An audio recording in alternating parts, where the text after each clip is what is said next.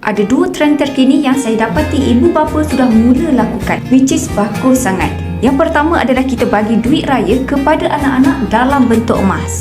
Banyak penyimpan-penyimpan emas yang saya dah bimbing, mereka tahu kelebihan emas, so mereka menabur emas dan bila cukup gram di akaun emas mereka dan mereka keluarkan, dijadikan duit raya kepada anak-anak. Yang kedua adalah selepas musim raya. Kebanyakan ibu bapa akan kontak saya untuk bimbing alihkan duit raya anak-anak untuk ditukarkan kepada gram emas seperti ini. Mudah sahaja di akaun emas kad di Public Gold.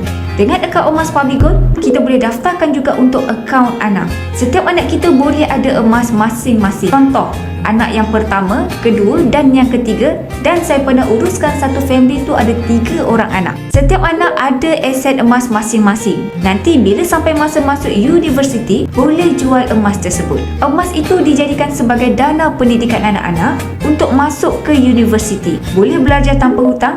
Jadi ibu bapa yang nak tahu caranya boleh klik link di bio saya, daftar secara percuma atau hubungi saya, insya-Allah saya akan bantu guide sebaiknya.